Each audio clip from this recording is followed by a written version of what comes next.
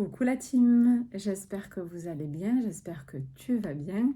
Je suis ravie de te retrouver dans un nouvel épisode de podcast aujourd'hui et en vidéo également sur YouTube pour te parler de la culpabilité. Ce sentiment que tu connais peut-être trop, ce ressenti, donc quelque chose que tu ressens au fond de toi. Et je dis bien sentiment ou ressenti, je fais bien la différence avec une émotion.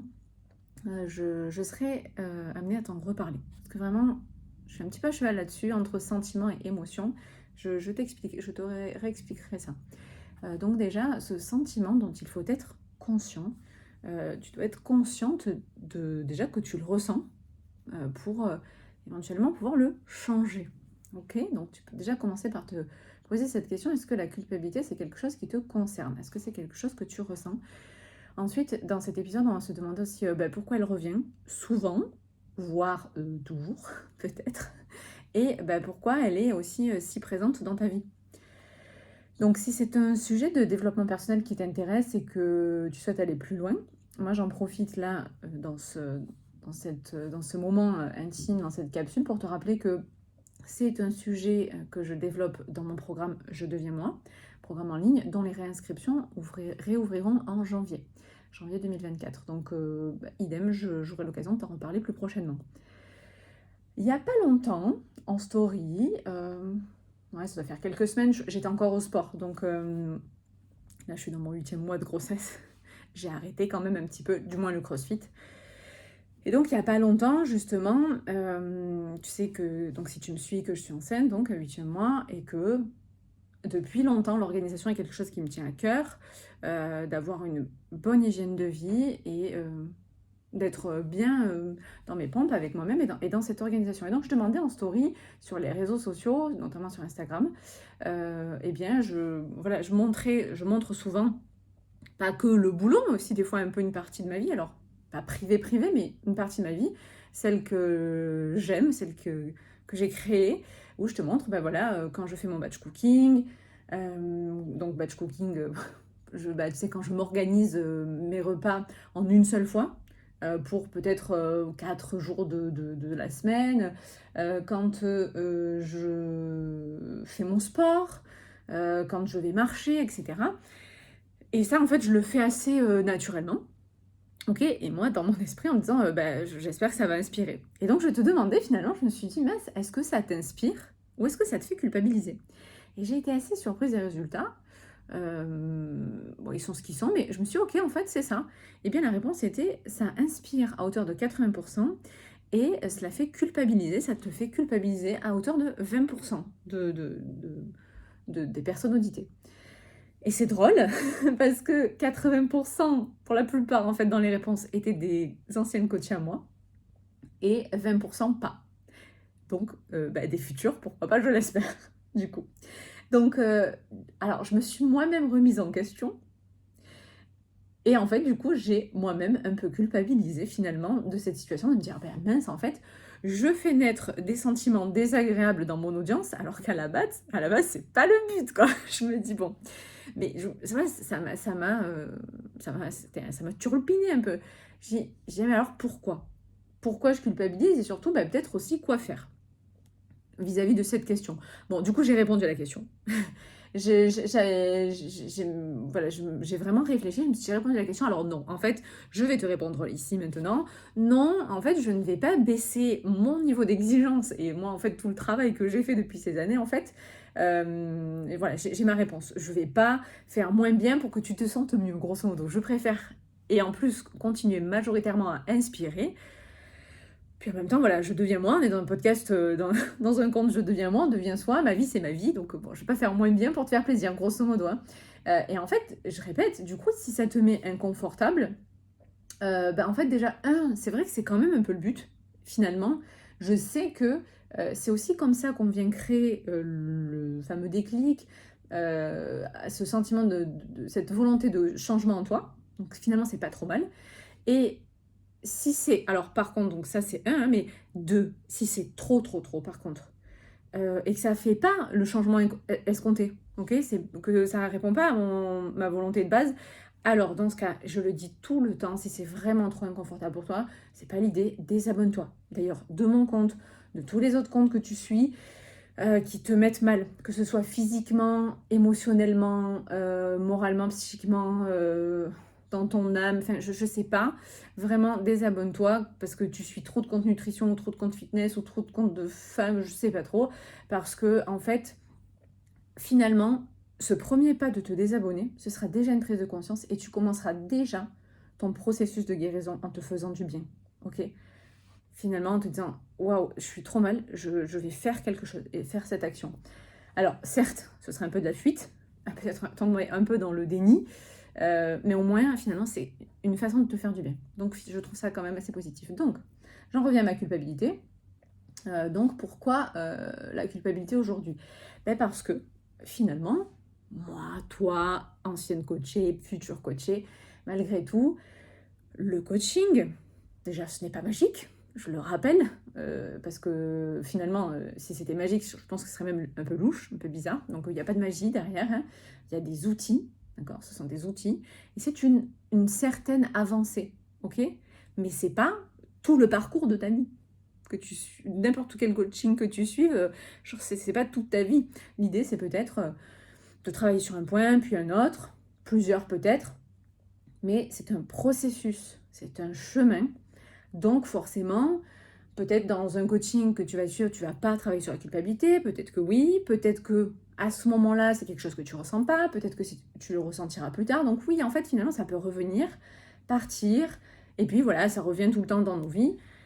On est quand même sur Terre pour apprendre. C'est quand même le but. Et donc, cette culpabilité est toujours là. Je me suis dit, donc c'est pour ça que c'est important d'en parler. J'avais évoqué ça finalement en story de façon un peu pas, enfin, c'était pas l'idée de base, mais c'est ce qui a fait naître comme sentiment. Et puis en plus, là, très dernièrement, ça m'a été en plus demandé par message sur les réseaux. Donc je me suis dit, allez, on se relance dans le sujet. D'ailleurs, si toi aussi, tu as des sujets que j'aimerais traiter en podcast ou sur les réseaux, n'hésite pas à m'envoyer un message privé, ok, ou à commenter le podcast, à me retrouver sur les réseaux. Donc je deviens moi sur tous les réseaux. Ok, donc la culpabilité, en fait, ça peut partir, on disait revenir. Est-ce que c'est finalement, est-ce qu'on pourrait ne pas s'en débarrasser? Est-ce qu'il y a une sorte d'automatisme? C'est peut-être une croyance, ça aussi, de croire qu'on ne peut pas faire autrement culpabiliser. Je suis pas sûre. Donc là, on va aller un peu droit au but parce que, en fait, on n'a pas le time. Donc, je vais essayer d'être quand même brève, peut-être pas exhaustive. Je te dirai à la fin, tu vas voir, c'est quand même un format court. Donc, j'ai envie de te donner des réponses directes. Voilà. Peut-être, c'est certainement pas exhaustif, ok? Donc, on ne peut pas tout traiter en 10, 15, 20 minutes. C'est normal. Je pense que tu le comprends.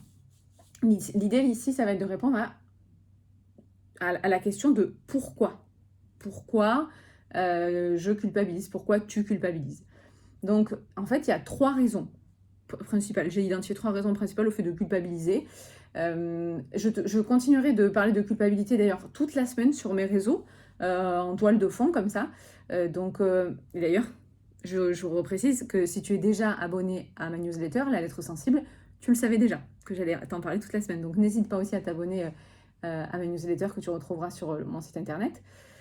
Et donc, je l'explique dans la newsletter, la culpabilité déjà, en termes de définition, c'est un sentiment de faute, en fait, qu'on ressent, comme si on avait fauté. D'ailleurs, peu importe que la faute soit avérée, réelle, ou un peu imaginaire dans ta tête, quoi.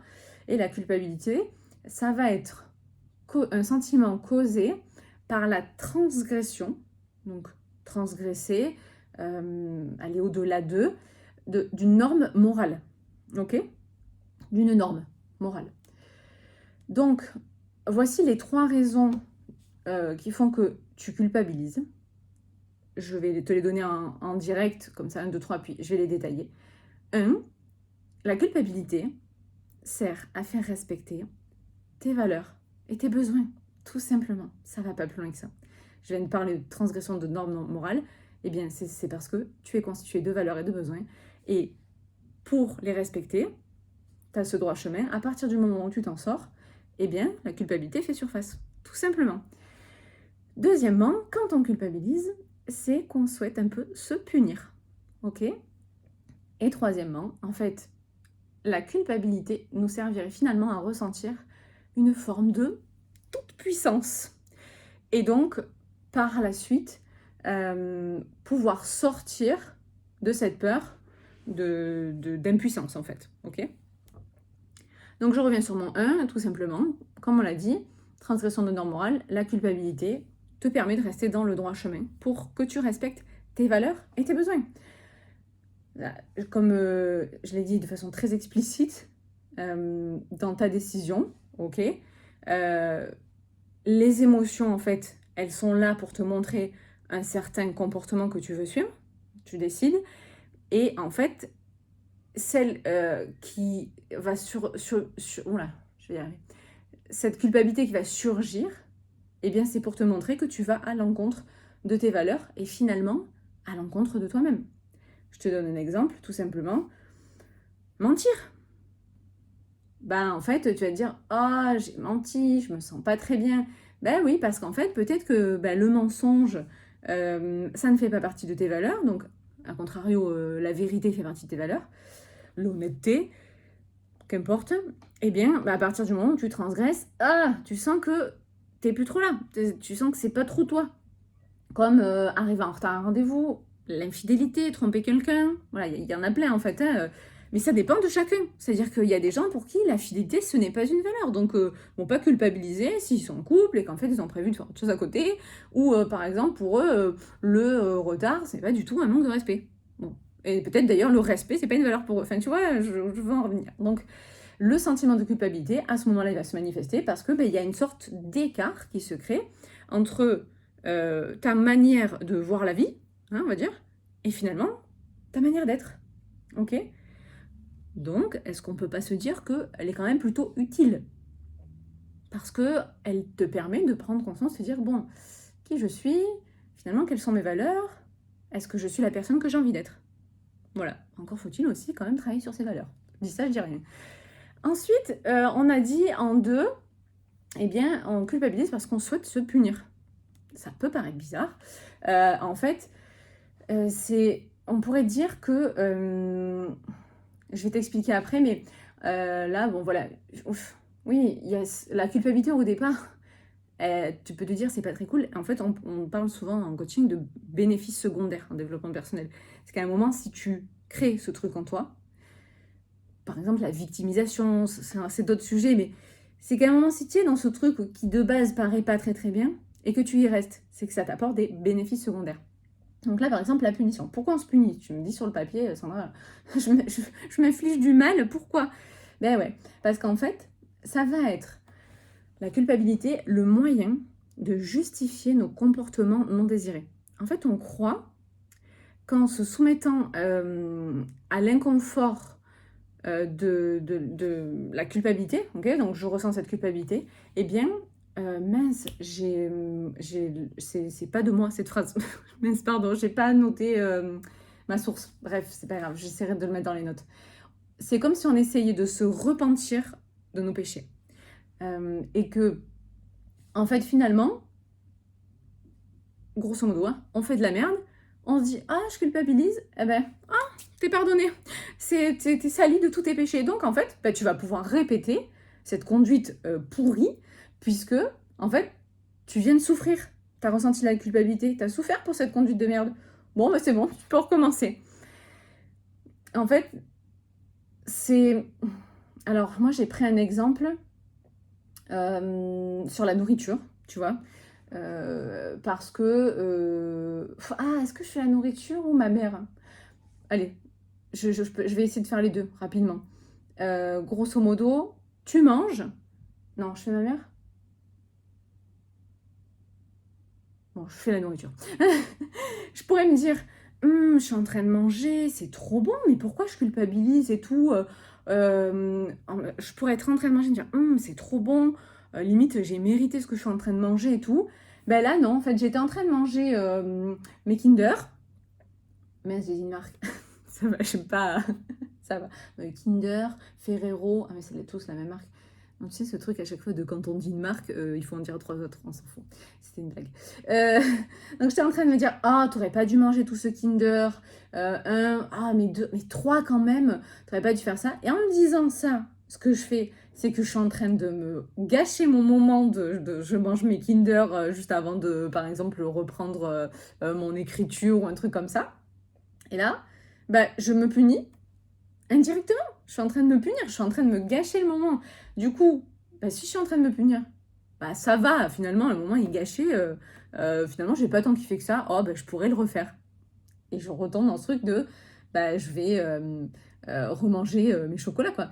Parce que, en fait, si je me punis en temps réel, je peux continuer même en plus à faire mon truc pourri, parce que là, j'étais à 1, 2, 3 Kinder. C'est comme si j'annulais ma faute en temps réel. Du coup, je me dis, bon, allez, tu sais, foutu pour foutu. 4, 5, 6, 7 Kinder, pourquoi pas. Je suis déjà en train de me pourrir le moment de toute façon, donc un peu plus, un peu moins, voilà. Et puis, parce qu'en fait, en soi, à tout moment, je peux arrêter de manger du Kinder. Vraiment, je peux arrêter de manger mon chocolat. Je pourrais éviter un peu, sauver les meubles. Et commencer à faire autrement, histoire de contrebalancer un petit peu le truc, quoi. Mais non, voilà, je rentre dans ce mode un peu foutu pour foutu. Et en plus, comme si c'était pas assez, t'es là, tu taffes et tout, et t'y repenses 2-3 heures après. Et puis après, tu te retrouves au lit comme ça, là, tu te couches et tu te dis, putain, je fais de la merde. J'ai mangé n'importe quoi. Oui, je suis pas fière de moi. Voilà, comme si c'était pas assez en plus de me gâcher le moment où je suis en train de manger mon chocolat, tranquillou bilou. Ben non, je vais me coucher et je me mets en mode, ouais, je suis qu'une merde, je suis trop faible face au chocolat, j'ai fait ça, alors que j'aurais pu faire autrement et tout. Donc je vais carrément me gâcher le coucher, peut-être même la nuit et tout. Non mais ça va trop loin en fait. Voilà, donc je me gâche un autre moment. En fait, c'est un peu comme si c'était une sorte de... une culpabilité élastique, quoi. C'est pas assez... Voilà, et là, tu vois, je souffre vraiment. J'ai pas assez souffert au moment où je les mange, je me gâche le truc, je ressouffre au moment de me coucher. Là, je suis définitivement punie. Et en fait, amen, je vais pouvoir recommencer. C'est horrible. Ben oui, mais je suis repentie. C'est un peu ça, je me suis punie. Voilà, tu comprends mieux. En fait, par tous les tourments que la culpabilité inflige, elle t'empêche de profiter de l'existence, tout simplement. Et c'est en fait son rôle, c'est son utilité. Pourquoi pour ça, il faut redescendre un petit peu au fondement. Donc, tu vois, on parlait de croyances tout à l'heure, de tout notre monde, en fait, de notre société, de notre justice. Parce qu'en fait, quand il y a faute, il doit y avoir punition. Grosso modo, c'est un fondement, c'est constitué comme ça. Donc, en fait, si on veut être quelqu'un de bien, il ne faut pas commettre de faute. Si on est quelqu'un de bien, si on commet une faute, on doit être puni. Faute égale punition. Et donc, à partir du moment où on est puni, limite, c'est ok. Voilà, t'es un peu blanchi. Un peu comme, t'as fait de la prison, t'as payé ta peine. Bon, l'idée, c'est quand même de ne pas recommencer. Mais bon. Donc, ça, c'est un des premiers bénéfices secondaires, hein, finalement. Tu vois, donc on a dit aussi rester dans le droit chemin, se punir et donc se repentir. Et j'ai marqué 1, 2, 2 sur mes notes. Et donc, en fait, la troisième raison qui nous pousse à culpabiliser, c'est la surpuissance. Parce qu'en fait, quand on culpabilise, on fait quoi, en fait? On vient se rendre responsable du malheur des autres. C'est hyper intéressant. C'est comme si, en fait, tu pensais avoir le pouvoir de changer les choses et d'agir différemment. En disant, si je culpabilise, je vais pouvoir faire autrement. Par exemple, alors, je vais prendre un exemple qui implique d'autres personnes, ok? Parce que, comment dire, je parle du pouvoir de changer les choses, donc je parle un petit peu de l'extérieur. Exemple, ta fille, ton fils, a des mauvaises notes, ok?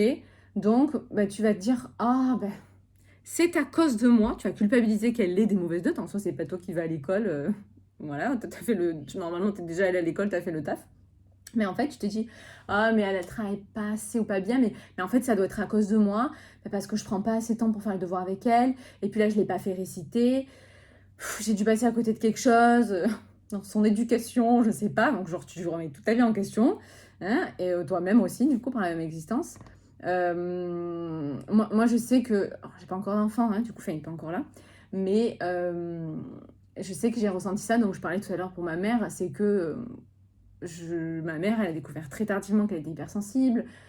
Et j'ai voulu la sauver de X, Y manière.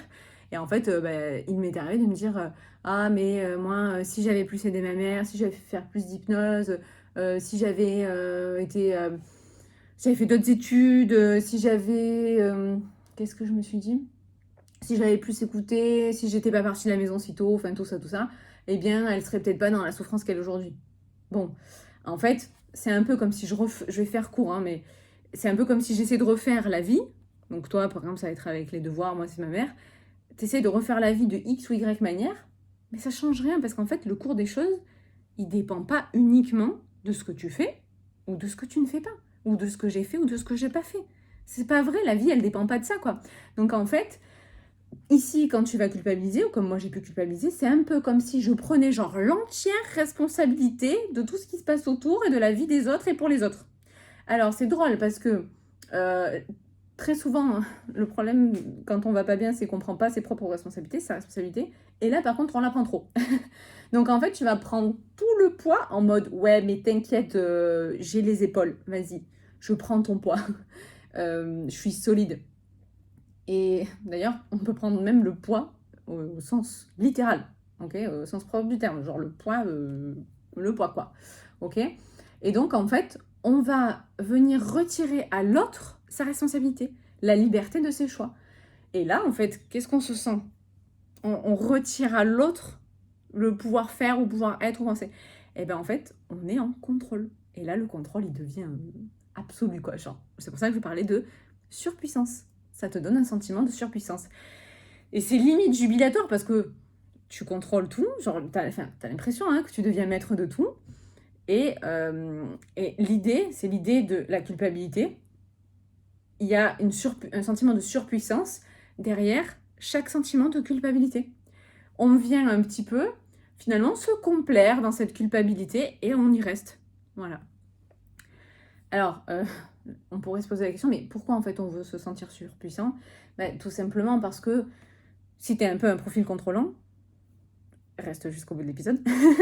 Si tu es un petit peu un profil contrôlant, en fait, pourquoi des fois on veut contrôler? Tout simplement parce que ça nous rassure. Voilà, ça te rassure de savoir peut-être ce qui va se passer, d'être dans un monde un peu plus prévisible. Donc voilà, évidemment, c'est une illusion, hein, parce que, comme je disais, tu n'es pas le centre du monde. Accord Toltec, ne prends pas tout personnellement d'ailleurs. Hein. Et puis, la vie ne tourne pas autour de toi, donc c'est une illusion. Il y a des choses qui sont en ton pouvoir et qui sont en ton pouvoir, oui, et d'autres pas. Et en fait, tu as cette croyance que si tu fais tout bien, tout ira bien. Mais non, enfin, on le sait, je pense que tu l'as déjà expérimenté, même en essayant de tout contrôler, si tu te poses 2-3 secondes, hein, je pense qu'il y a un moment où tu t'es dit j'ai tout bien fait, je comprends pas parce que ça merde à un moment. Pourquoi? Pourquoi ça merde? Parce que franchement, ça se passe jamais comme prévu. Donc si tu l'as toujours pas remarqué, il est temps. Donc en fait, alors là pour le coup, il y a un moment, il y a aussi une couche d'ego qui vient se mêler. Parce que tout simplement, notre ego, il préfère se sentir coupable et puissant que non coupable et impuissant. Voilà. Si tu veux, ego et impuissance, ça va pas trop ensemble. Du coup, je répète, pour ne pas se sentir impuissant, l'ego préfère se sentir non coupable. Dans l'autre sens, l'ego préfère se sentir... Je vais y arriver. Attends. Notre ego préfère se sentir coupable et puissant, oui, voilà, plutôt que non coupable et impuissant. C'est bon, ça fait sens, hein? Oui, c'est bien dans ce sens. je fais un point rapide sur l'ego. On pourra en parler pendant des heures. Brièvement, l'ego, c'est créé avec l'énergie mentale. C'est pas mental, cerveau proprement parlé, mais l'énergie mentale, donc ça va être plutôt tout ce qui est mémoire. Et je pense la mémoire au sens très très large, c'est tout ce qui va nous aider à planifier, organiser pour vivre sur Terre en fait. L'ego, c'est la mémoire du passé, mémoire génétique, peut-être même de nos vies antérieures, si tu crois jusque-là. mémoire cellulaire, donc voilà, tout ce qui est ça, mémoire, d'accord, l'ego, c'est bien créé, tout ça. Et c'est quand même assez constitué de quelque chose entre un peu le bien et le mal. Tu vois, les petits anges là, c'est un peu ça. Et donc ça fait partie de nous en te disant, fais pas ci, fais pas ça. Et en fait, de base, l'intention, elle n'est pas mauvaise. L'ego, c'est pas forcément un ennemi. Souvent, on dit, ah, tuer son ego, arrêtez de penser par l'ego. Donc oui, il y a une idée d'eux, mais l'idée de base, c'est nous protéger. Donc, le truc, c'est que ça vient souvent en plus, donc c'est interféré très très rapidement quand tu penses, c'est en mode ton ego, ok, et c'est dommage parce que ça nous coupe de nous-mêmes, et parce que cette mémoire, et donc on n'est pas dans le moment présent, et donc en fait on se fait influencer par un peu tout le programme qui est déjà en place, tu vois. Et donc ça nous empêche de faire ce qu'on veut, d'aller vers ce qu'on veut, notre besoin profond en fait. Et on est un peu là perdu, on n'arrive pas à l'identifier. Donc d'où l'intérêt de diminuer son emprise, pas forcément de le tuer, mais diminuer un petit peu sa puissance. Ok. Donc voilà.